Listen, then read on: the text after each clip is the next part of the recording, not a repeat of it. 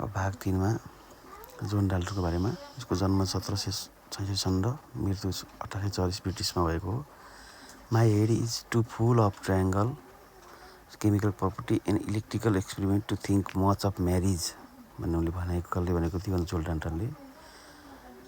जन्म 6 सेप्टेम्बर 1766 मा इङ्ल्यान्डको इगल्सफिल्डमा भएको थियो भने 27 जुलाई 1844 मा उनको निधन भएको थियो। परमाणुको सिद्धान्त एटोमिक स्ट्रक्चर थ्योरीका आविष्कारक इलेक्ट्रोन प्रोटोन न्युट्रनबाट बन्दछ भन्ने पत्ता लगाएका थिए। अरोरा बोरियल्स एकदमै महत्त्वपूर्ण। अरोरा बोरियल्स यो 2072, 74, 76 लगायतका र बिनियरमा पनि आइरहेको छ। यो अरोरा बोरियल्स भनेको aurora borealis colour blindness multiple person theory भनेको चाहिँ आइरहन्छ, जिकेमा आउँछ बढी गरी। अरोरा बोरियल्स भनेको उत्तरी ध्रुवको माथिल्लो वायुमण्डलीय तहमा यदाकदा देखिने चम्किलो प्रकाशलाई अरोरा बोरियल्स भन्छ। यसका प्रतिपादक को हुन् भनेर जोन डाल्टन प्रतिपादक अथवा यसको सिद्धान्तको प्रतिपादक जोन डाल्टन हुन्। यसमा अप्सनमा कसरी आउँछ भने जोन डाल्टन दिन्छ अथवा अरोरा बोरियल्स दिन्छ, जोडा मिलाउनुपर्छ, अथवा अरोरा बोरियल्सको सिद्धान्तको प्रतिपादक जोन डाल्टन हुन् भनेर अप्सनमा आउँछ।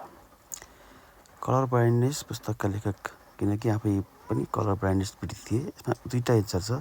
एउटा कलर ब्लाइन्डनेसका पुस्तकका लेखक को हुन् भने जोन डाल्टन, प्लस कहिले कहिले ठिक बेठिकमा अप्सनमा आउँछ जोन डाल्टन कलर ब्लाइन्डनेसबाट पीडित थिए भनेर आउँछ, ठिक वा बेठिक भनेर। ए ठिक बी बेठिक अन्य यस्तो अप्सनमा आउँछ क्रस क्वेसनहरूमा।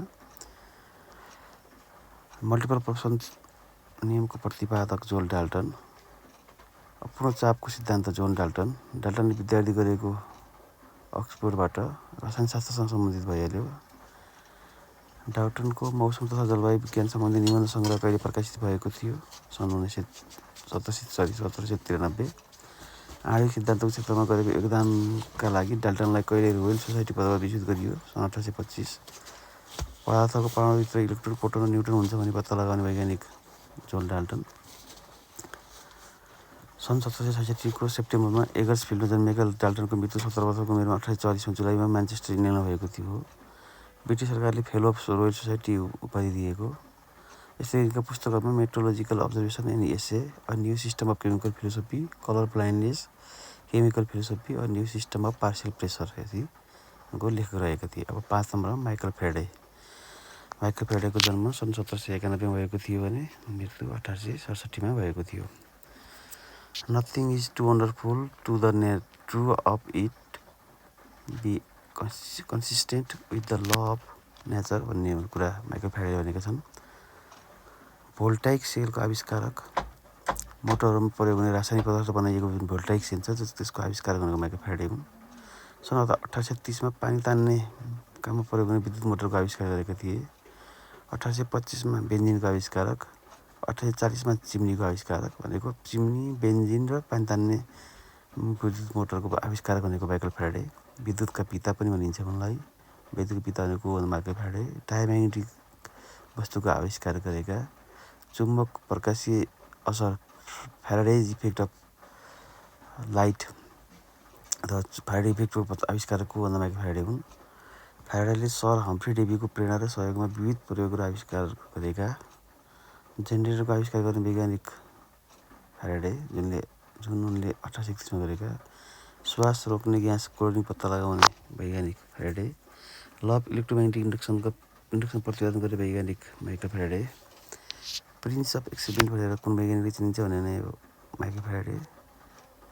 माइकल फ्याराडे बेलायतको कुन उच्च संस्थाको समेत सदस्य बनेका, रोयल सोसाइटीको सदस्य बनेका, अनि डायनामा पनि पत्ता लागेका 1831 मा। अब आयो न्युटन। उनको पुरो नाम भनेको सर आइजेक न्युटन। यो न्युटनको यस्तो व्यक्ति हो जुन बिना संसारै अधुरो।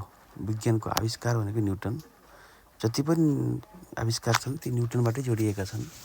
गुरुत्वाकर्षण लगायतका सबै। एउटा साइन्सको स्टुडेन्टलाई त न्युटन भनेको न्युटन नै साइन्स जस्तो पनि हुन्छ। पढेकोहरूले थाहा पनि पाउनुभयो होला। सायद न्युटन नजन्मेको भए साइन्स नै हुन्थेन कि जस्तोसम्म एउटा परिपूरक हुनुभयो। अब a falling apple tells us that the same law go on even in earth स्याउको खसेको एप्पलबाट उनले गुरुत्वाकर्षण पत्ता लगाएका छन्। उनको जन्म 1642 र मृत्यु 1726 हो। कतै कतै चाहिँ 1727 पनि भनेको हुनाले अहिले चेक गर्नुपर्ने भनेर मैले नोटिस गरेको हो। कोही बुकमा 1727 हुन्छ, अब कोहीमा 1726 छ। जनरली हामीले चाहिँ 1642 जन्म 1726 मृत्यु भनेर पढेका छौँ। यदि गरौँ तपाईँहरूलाई कतै 1727 देखियो भने के हो भन्ने हुन्छ भनेर मैले यो पनि छ भनेर देखाइदिएको हो। प्रश्नमा दुईवटा अप्सन चाहिँ आउँदैन। सर आइज्याक न्युटनको जन्म सन् 1642 डिसेम्बर 25 बेलायतको किङ्सफायर सहरको ओल्थ्रोप भन्ने ठाउँमा भएको हो भने मृत्यु सन् 1726 मार्च 20 लन्डनमा भएको थियो। क्याम्ब्रिज युनिभर्सिटीबाट शिक्षा ल्याएका न्युटनले लेखेका मुख्य पुस्तकहरू निम्नानुसार रहेका छन्। Principia, Philosophiae, Naturalis Principia, mathematics सन् 1687 प्रकाशित, अप्टिक्स सन् 1704 प्रकाशित, Geographia Generalis, the chronology of ancient kingdom, the system of world, calculus, light related, corpuscles theory, reflection telescope, Newton rings भनेपछि सर आइज्याक न्युटनका चाहिँ पुस्तकहरू Newton's ring, reflection telescope, light related corpuscles theory, calculus, the system of world, chronology of ancient kingdom, Geographia, Opticks, Principia, यति चाहिँ newton लेखेको पुस्तकहरू भए। न्युटनले लेखेको पुस्तक अप्टिक्स अङ्ग्रेजी भाषामा लेखिएको थियो भने प्रिन्सिपिया ल्याटिन भाषामा लेखिएको थियो। न्युटन रोयल सोसाइटीका सदस्य 1672 भए। रिफ्लेक्सन टेलिस्कोपका आविष्कारक सर आइज्याक न्युटन 1688 बेलायतमा बनाएका थिए। चाल सम्बन्धी नियम उनले 1687 प्रतिपादन गरेका।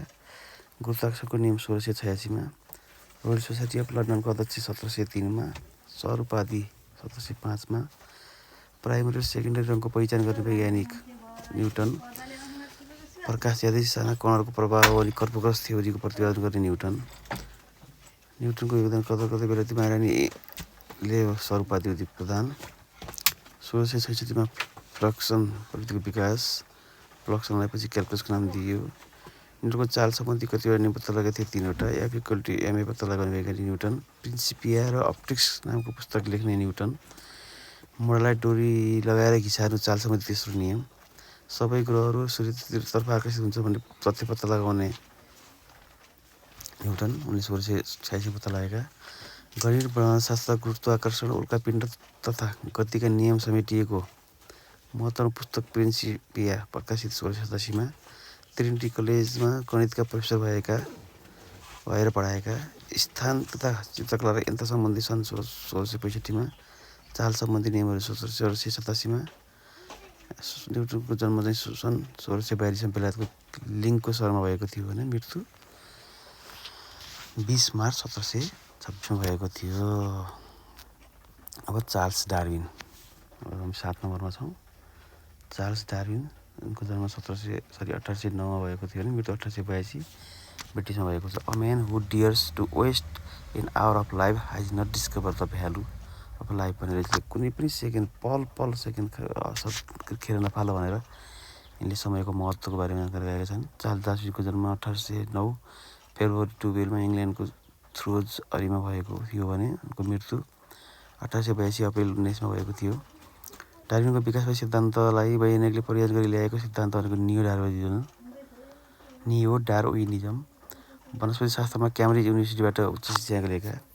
उनका कृतिहरू के थिए भन्दा origin of species, verification of animal and plant under domestication, descent of man, यो एकदमै महत्त्वपूर्ण भयो। Voyage of Beagle, the power of movement in plant, यीमध्ये सबैभन्दा बढी डिसेन्ट अफ म्यान, जसले गर्दाखेरि मानिसको प्रकार बाँदर नै ठोकुवा गर्ने पुस्तक यिनीको पुस्तक हो।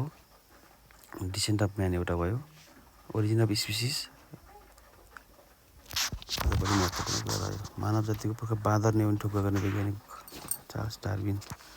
चार्ल्स डार्विनले एचएमएस बेगल नामको जहाजमा कति वर्षको अनुभवपछि विकासवादी सिद्धान्तको प्रतिपादन गरे। 20 वर्ष।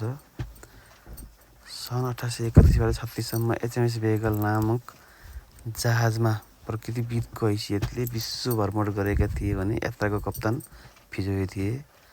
प्राकृतिक वैज्ञानिक थिए भने यिनले अध्ययन गरेको चराको नाम फ्रिन्ज थियो। चार्ल्स डार्विनले कुन टापुमा बसी जीवको अध्ययन गरेका थिए? ग्यालापागोस। 1831मा वनस्पति शास्त्रमा स्नातक गरेका। विकासवादी सिद्धान्तका प्रतिपादक जुन द ओरिजिन अफ स्पिसिसमा संलग्न गरेका थिए। चार्ल्स डार्विनका सहयोगी वैज्ञानिक मित्र अल्फ्रेड रसेल वालेस हुन्। चार्ल्स डार्विनको मृत्यु 19 अप्रिल सन् 1882।